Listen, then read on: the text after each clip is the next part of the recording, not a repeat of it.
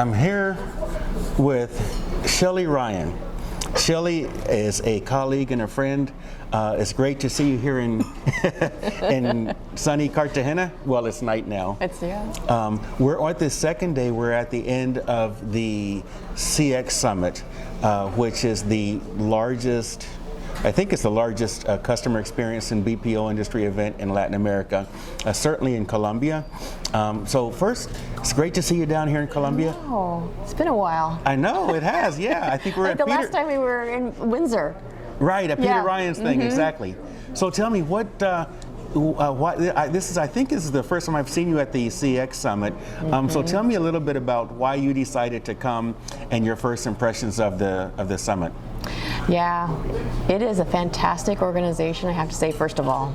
I was shocked at how many people were here. I mean, over 700 people.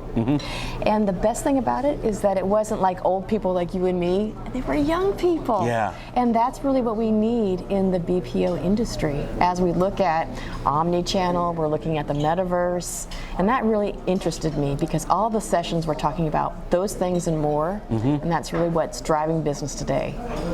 It's interesting because you saw some of the speakers and even talking to some of the exhibitors, they're doing these innovating things. They're talking about how blockchain is being applied in the contact center. Yep. And that's something I honestly never thought of, how these different technologies, distributed finance, and then how do you apply customer experience to these new modalities of not just of commerce, but of investment. People are now using Bitcoin and other cryptocurrencies as stores of value, and because they're not traditional banks, people still need some type of customer service, but it's not traditional because it's distributed, and that creates a whole new layer of challenges, right?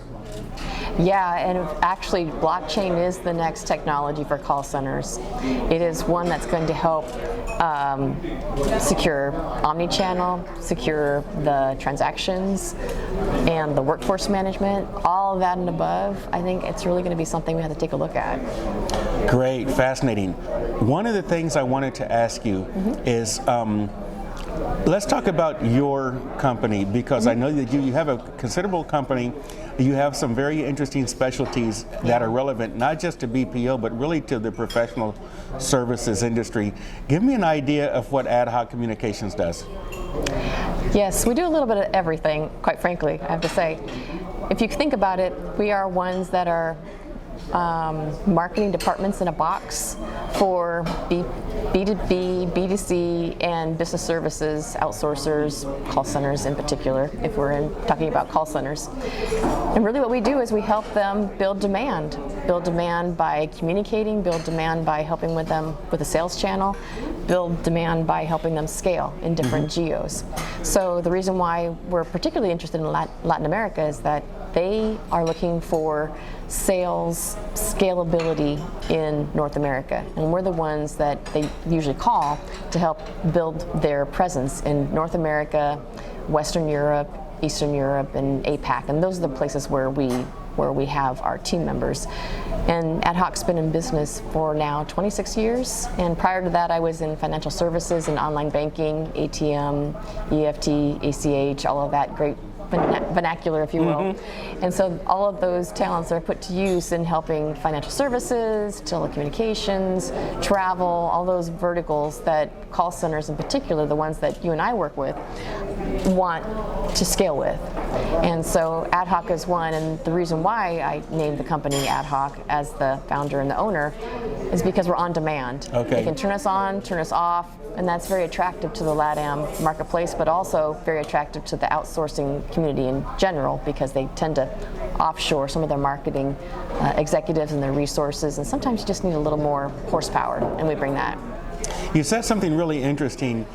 Working a lot in Latin America and the Caribbean, I see where companies that are based down here often falter or struggle as they try to enter the U.S. market, because even though that there is a strong cultural affinity, there are nuances that cause them to struggle. Yeah. The marketing the flavor of marketing, if you will, is a little bit different. It's fascinating because you'll see the big global companies get it and they understand that, and they, just like McDonald's tailors their menu a little bit for different markets, we have to tailor our, not just our marketing, but our approach. Even our sales approach. If we're going to go and approach somebody and say, let's go to lunch and let's go do some business, that's very different, not just say from Colombia to the US, but from Mexico to Colombia. Very different business culture. Yeah, here's where I see they fall, and this is often very predictable. One is they enter the market and they hire a bunch of salespeople. They're unsupported, and then they say, well, we'll hire an inside sales or a cold calling team. But they have no marketing and no one knows who they are. And so I always counsel them, do the marketing first, because then you would have the leads and the demand gen and then bring the salespeople. Then they also hire brokers. And you and I and Peter Ryan have talked about this ad nauseum, is that it doesn't work. Frankly, you need to have an integrated marketing plan where there's some content, there's some thought leadership, there might be some events, there might be, demand gen, a whole integrated campaign. And then lastly, a lot of times they don't put the budget behind it, and that's really key. So it doesn't have to cost a fortune, but you do have to put an investment into your marketing so that your sales guys are properly supported. And understand how marketing works too. Some people think that marketing works like, okay, I put an ad in the paper for 1 week and nobody called me yet, it must fail. Maybe it failed. I put one ad on the radio. Exactly. Right. Well, and ads are interesting too, because a lot of the newer marketers are putting a lot of money into digital. Google ads, Facebook ads, and waiting for the phone to ring. It's not going to, right? Especially in our industry, it's a relationship type industry. It's who you know, your reputation, and then also what's your value, what's your value proposition. And that last one's pretty key. And as you know, as a thought leader yourself, you have to have the messaging straightened out before you go sell yourself. And that's another thing that we do a lot of with companies around the world, is we help them with their messaging. What is it that makes them so different? What is it that makes them unique? What's their differentiator, and then what's their value prop, and that's key. I think one of the things that companies have to understand is that marketing prepares the prospect. Okay, so that when the sales process begins, it's not the sales process. There is a prospect that is prepared and that is familiar and that is open to receiving your story and to understanding and to listening to what you have to offer. Okay, but if you call me up and say, who are you, right? Then if I'm the salesperson and I have to do the job of marketing, and at least you've never even heard of me, then I'm going to have more of a struggle. And so marketing really is to pave the way. And that's where, like you said, a lot of companies down here either try to do it on the cheap. You and I have both had people call us up and say, look, why don't you give us some leads, and and I say, look, so in other words, let me rephrase that. You want me to give you free marketing qualified leads and not pay for them, and only get paid if you happen to do something down the road. But look, here's the other thing that's probably pretty key, is that a lot of the companies who want to scale in the States, they don't know who their buyers are. So what they do is they say, oh, just market to anybody. But are they the ones you want to, and will they buy from you? And so personas are very important. The buyer persona. Exactly. And so I think that would be another tip if we were talking about tips, right? The messaging, the personas, the integrated plan, but also having that face-to-face connection with your buyers, because it's pretty key, especially in this industry. Absolutely. Now, help me understand just concisely, companies should contact Ad Hoc Communications what does that company look like, and what is that situation that they're facing? What's the ideal time that we need to reach out to Shelli and Ad Hoc? So pick up the red phone, right, when you want to scale, when you want to go global, when you might have an issue with your messaging, the phones aren't ringing, or we have a situation where maybe a product isn't moving as quickly as it needs to, because quite frankly, it might be that we need to re-swizzle what's been said about the product, the service, the company, what have you. And then just, quite frankly, the demand generation. Do you need to create leads? Usually our profile is a mid-market company in a business services industry. Call center is one in particular, but also the B2B, B2C technology companies that may be either a startup or a mid-market, but then also maybe a bigger technology company that needs to pivot, needs to rotate, but needs to rotate it pretty fast. Okay.